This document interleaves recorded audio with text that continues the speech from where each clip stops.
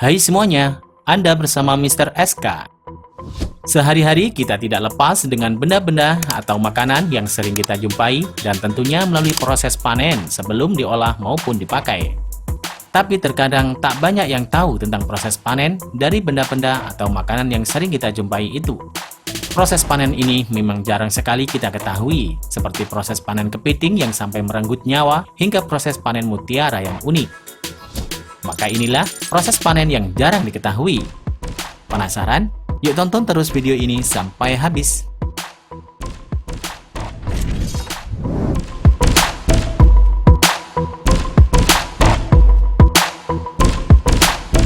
Panen kepiting Alaska. Penangkapan kepiting raksasa ini biasanya dilakukan pada bulan musim dingin di perairan lepas Alaska. Satu ekor kepiting Alaska dihargai hingga 2 juta rupiah. Jadi dalam satu kali panen, para nelayan kepiting Alaska mampu mendapatkan 5 miliar dalam waktu 1 hari saja. Pekerjaan ini tentu saja memiliki resiko yang besar ya guys.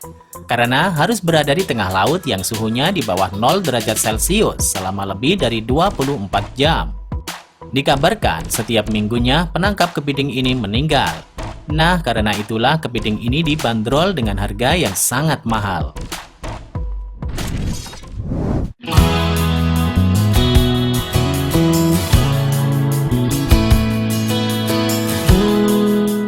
Panen burung walet.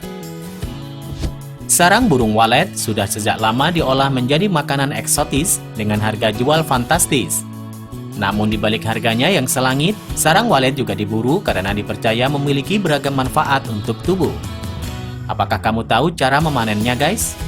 Sesuai dengan namanya, sarang burung walet dihasilkan oleh burung walet yang banyak bermukim di Asia Tenggara, salah satunya Indonesia.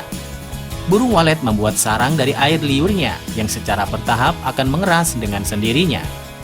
Burung ini biasanya tinggal di dalam gua, sehingga liur tersebut juga berfungsi untuk merekatkan sarang ke langit-langit atau dinding teratas gua agar tidak mudah jatuh.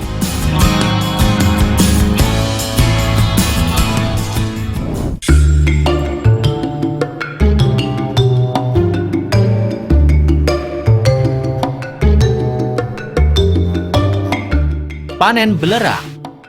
Apa kamu mempunyai penyakit kulit? Sepertinya kamu butuh belerang ini deh.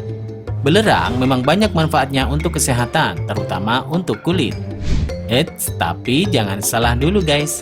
Proses memanen belerang ini sangat ekstrim loh. Faktanya, proses memanen ini dilakukan oleh penambang belerang di kawasan Gunung Ijen, Jawa Timur. Lihat saja guys. Para penambang mengambil belerang di dasar kawah dengan cara mencongkel belerang sedikit demi sedikit. Setelah terkumpul, penambang akan memikulnya untuk dibawa ke pengepul.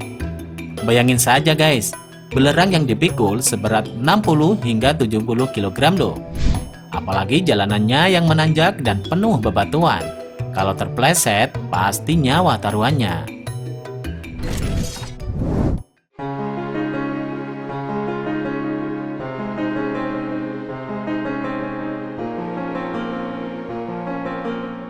Panen benang sutra. Mungkin banyak orang awam bertanya-tanya, bagaimana ulat sutra bisa menghasilkan kain sutra yang digadang-gadang merupakan kain nomor 1 dan barang mewah ya? Dalam perkembangan menjadi ulat, maka telur ulat sutra membutuhkan waktu sekitar 10 hari untuk menetas. Setelah menetas yang kemudian menjadi ulat, maka akan membentuk kepompong mentah. Nah, kepompong mentah ini yang nantinya akan dipintal menjadi benang sutra sepanjang 300 meter sampai dengan 900 meter.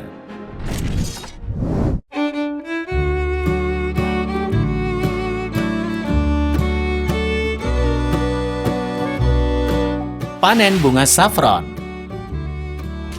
Apa kamu sudah tahu bunga saffron? Bunga ini umumnya berwarna ungu yang memiliki banyak khasiat. Saffron merupakan rempah unik dan lezat yang akan menciptakan rasa khas bagi banyak hidangan. Saffron diambil dari bunga krokus yang mudah ditanam di daerah bersuhu minus 23 sampai minus 1 derajat Celcius. Sayangnya, setiap bunga krokus hanya akan menghasilkan sedikit saffron setiap tahunnya. Ya, karena pada setiap bunga hanya akan menghasilkan 3 butir saja, membuat saffron menjadi rempah paling mahal di dunia. Memanen bunga ini butuh ketelitian dan wajib hati-hati ya. Dan jangan lupa bunga ini harus dikeringkan terlebih dulu.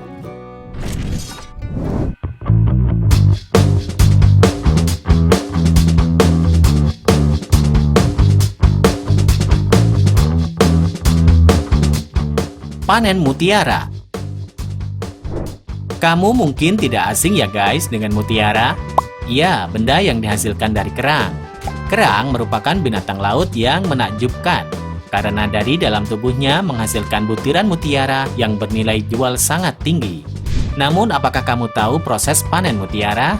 Ternyata, proses panennya dimulai dari mengumpulkan kerang.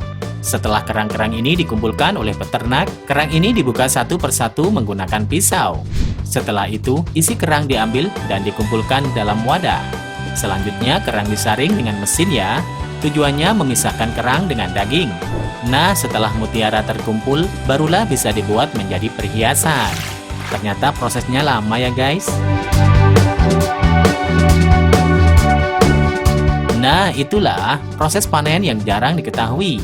Bagaimana menurut kalian? Tulis pendapat kalian di kolom komentar. Terima kasih sudah menonton. Jangan lupa share dan sampai jumpa di video berikutnya. Bye-bye.